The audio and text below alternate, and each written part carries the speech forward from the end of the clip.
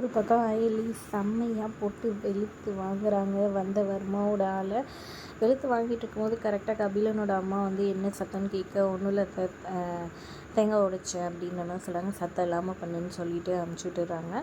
அதுக்கப்புறம் பார்த்திங்கன்னா என்னாச்சு சமையல் எப்போ ஆகும்னு சொல்லி கேட்க, இன்னும் ஒரு 10 நிமிஷன்ற மாதிரி சொல்லிடுறாங்க. செம்மையாக அள்ளி போட்டு அடிச்சுட்ருக்காங்க. அப்புறம் அவர் எஸ்கேப் ஆகி ஓட பார்க்க மேலே போயிட்டு துணியை போட்டு சரியான அடின்னு பிடிச்சி வெளுன்னு வெளுத்து விட்டுறாங்க. அப்புறமா அவர் தப்பிச்சு ஓட பார்க்குறாரு. அப்போ கரெக்டாக போயிட்டு சிவா எக்ஸசைஸ் பண்ணிகிட்ருக்காரு. அங்கே போய் விழுந்துட்டாரு. சிவா வந்துட்டு அவரை பார்த்தோன்னா ஐயோ திருடன் காப்பாற்றுங்கன்னு கத்துறாரு. கரெக்டாக பின்னாடியே அயலி வராங்க. அவங்களும் வந்துட்டு இவருக்கு தெரிஞ்சிச்சேன்னு சொல்லிட்டு திருடன் கத்துறாங்க. அப்புறம் எல்லாரும் வரதுக்குள்ளே அந்த வர்மாவோட ஆள் ஓடி போயிடறான். என்னாச்சுன்னு சொல்லி கேட்க, திருடன் வந்தான் சிவானை தான் செம்மையாக போட்டு வெளுத்துட்டாரு. அடின்னு அடிச்சாரு அந்த திருடன்னு சொல்கிறாங்க. என்னது இவர் அடிச்சாரான்னு அவங்க ஒய்ஃபே ஷாக்காகி கேட்க, ஆமாம் நான் தான் அடிச்சேன்னு சிவாவும் வந்துட்டு சும்மா தவளத்தாக இருக்குன்றதுக்காக ஒத்துக்கிறாரு.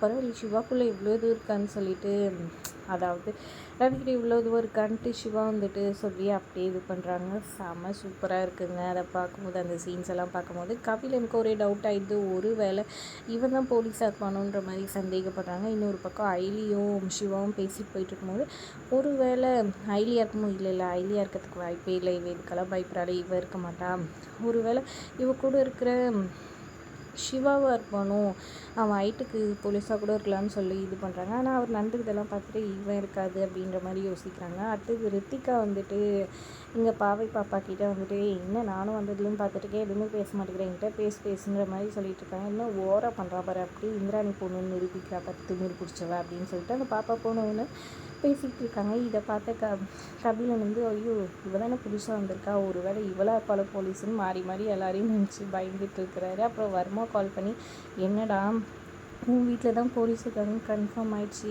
யார் அடித்தாங்கன்னு பார்த்தியா நம்ம ஆளுன்னு சொல்லி கேட்குறாங்க.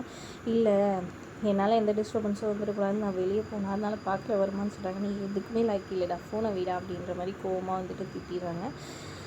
கபிலன் எப்படிடா கண்டுபிடிக்கலான்னு யோசிச்சுட்டு இருக்கிறாரு ஒரு பக்கம். இன்னொரு பக்கம் பார்த்திங்கன்னா இங்கே இவங்க ரித்திகாவோட அம்மாவும் அத்தையும் வராங்க, வந்து பேசிகிட்டு இருக்காங்க. இந்த ஐலினால் தான் பிரச்சனையாக இருக்கும் அப்படின்ட்டு அவங்க அத்தை சொல்லியிருக்காங்க. ஆமாம் அத்தை நான் அடிச்சிட்டான்னு சொல்லிட்டு சொல்லிடுறாங்க. உடனே அதை கேட்டு கோவமாயிட்டு ஐலியை கூப்பிட்டு திட்டுறாங்க.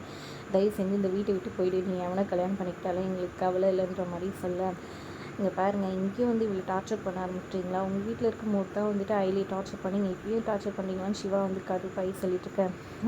நீங்கள் சொல்கிறதுக்காகலாம் என்னால் போக முடியாது, நான் இங்கே தான் இருப்பேன்ற மாதிரி ஐலி சொல்லிவிட்டு கூலாக வந்துட்டு நான் போய் சித்திக்கும் அத்தைக்கும் வந்துட்டு டீ போட்டு எடுத்துகிட்டு வரேன்னு சொல்லிட்டு போயிடுறாங்க. சிவாவும் கலாய்ச்சிட்டு இருக்காரு. ஆமாம் இஞ்சி டீயாக போட்டு எடுத்துகிட்டு வா, எல்லோரும் குடிக்கலான்னு நக்கலாக இது பண்ணிகிட்ருக்காங்க. லேட்டஸ்ட் ப்ரோமோவில் பார்த்தீங்கன்னா இங்கே சிவா வந்து அவங்க அப்பாவை கூப்பிட்டு சாப்பிடுங்கப்பான்னு சொல்லி கூப்பிட்டு இது பண்ணிகிட்ருக்காங்க. அவர் வேணும்னே சீனை போட்டுறாரு. டே எதுக்கா என்ன அப்பான்னு சொல்லிட்டு இப்படி டார்ச்சர் பண்ணிட்டு இருக்க, ஏன் அப்படி என் உயிரை வாங்கிட்டுருக்கேன்னு கத்தி ஆர்ப்பாட்டம் பண்ணுறாங்க.